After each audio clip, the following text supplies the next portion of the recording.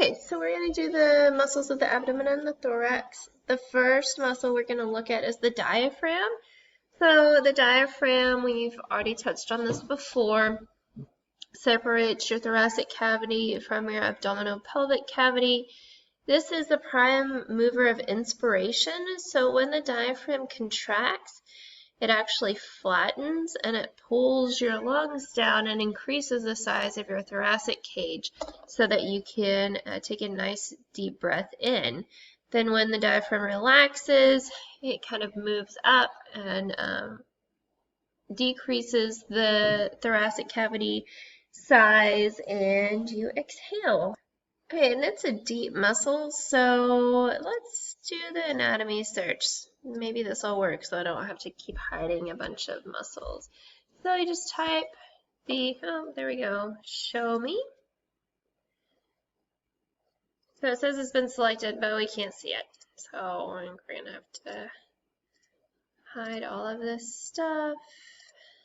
We'll get back to the obliques and your abdominal muscles. Okay, so there's your diaphragm. So you can see it's a nice dome-shaped muscle that separates your thoracic cavity from your abdominal pelvic cavity. Okay, sorry, I just think that's kind of cool to be able to see up in there. Excuse me. So we're going to actually revert back, and then I'm going to get rid of the nervous system. Okay, the first muscle, or the next muscle I guess we'll look at, will be the pectoralis minor muscle. Okay, the pectoralis minor muscle is underneath your pectoralis major muscle. So this is your, you've heard of your pecs. Okay, so this is your pectoralis major. This is the prime mover of arm flexion. Okay, so if you move your, if you flex your arm toward your body, it's your pectoralis major muscle. Excuse me, that's doing that, and then we can hide that. And here's your pectoralis minor muscle. The serratus anterior muscle. Hey, if you've seen a serrated knife, that's kind of where the name comes from for the serratus muscles, because it kind of looks like little serrations. This is also known as the boxer's muscle because this is a big mover of the scapula towards your chest. So if you take your arm and pull it, kind of like you're punching, okay, your scapula moves toward your chest because of these muscles. And so in boxers, they're constantly using these muscles, and you can see, we can actually see them. They're really pronounced on the sides. Okay, and then the trapezius muscle, your traps. Okay, these are very large muscles. Okay, they run from the base of your skull, okay, all the way down to your mid-back. These help shrug your shoulders. Okay, so if you are weightlifting and you're holding the dumbbells by your side and you shrug your shoulders up, okay, you're using your trapezius muscles. Okay, then the next muscle that we'll look at is the levator scapulae muscle. This elevates and adducts your scapula, so we'll actually have to hide the trapezius, and there it is right there. It has an insertion right here on this superior angle of the scapula. So here's the scapula, there's the spine of the scapula that we just learned for our last lab practical. The next muscles that we'll look at will be the rhomboids, the major and the minor. Just like on the muscles of facial expression, you have a minor, it's on top of the major. These help to pull your, if you pull your shoulder blades together, you're using your rhomboids. So they pull your scapula medially. So here they are, there's the minor, and there's the major. Okay, and then your lats, okay, your latissimus dorsi, these are your huge back muscles. Okay, they're your wings. Okay, they kind of help to make that nice V cut on your back. These muscles the prime mover of arm extension, and they also depress your scapula. They help to pull it down. And then the last one is your deltoid. Okay. On visible body, they have it broken up into the middle head, the posterior head. We're not going to break it into the 3 different heads. We'll just learn the deltoid. This is the prime mover of arm abduction. This is also very important for the pre-nursing kids. This is a site for intramuscular injection. So if you get a shot in your arm, like the flu vaccine, they put it right there in the middle of that deltoid muscle because it's a nice meaty muscle right there. Okay, the next 2 muscles that we're going to look at are some deep muscles at the back.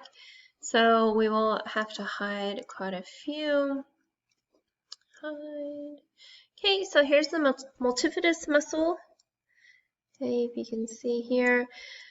This helps to stabilize your back, and it helps in movements of your spine. We'll actually hide some of these so you can see the full extent. Okay. So it just helps to maintain the position of your spine. And then the quadratus lumborum. Hide. Oh, oops, I just hid the wrong. Okay, there we go. So let's actually hide these. Okay, so this muscle helps you to stay upright. Okay, it keeps you from leaning to one side or the other, and it helps keep your spine upright and touches right here to your pelvis. Okay, so you can see from another angle. Okay. So it's a pretty neat looking muscle. Okay, so now the abdominal wall. We'll start here with the external obliques. So the way that this muscle is arranged is if you kind of put your hands, if you had a hoodie on and you put your hands in your hoodie pocket, the directions that your fingers run are the direction that those fascicles of that external oblique kind of lie. And then we'll hide that, and we'll look at the rectus abdominis. Rectus means straight, okay, because these muscles, okay, are straight on the body's axis. These are actually your 6-pack. If you want to get technical, it's a 10-pack. But when you refer to a 6-pack, okay, it's these muscles right here. So congratulations, you all have a 6-pack. But if yours is like mine, it's buried under a layer of subcutaneous fat. Okay. Then we'll just go ahead and hide that. Hey, we have our internal oblique. Okay, so if you did a hand in the pocket for your external oblique, the internal obliques run opposite. Okay, so point your fingers up, and that's the way that the internal obliques run. Okay, opposite of the external oblique. And then on the inside, you have your transverse abdominis. Okay, if you have a transverse section, okay, it's cut like in this direction. So the transverse abdominis kind of acts like a girdle that wraps all around your midsection. And then the next structure that we'll need to know for the abdominal area is the linea alba. I always think Jessica Alba when I see this. Okay, so your linea alba runs from your xiphoid process here all the way down to your pubic symphysis.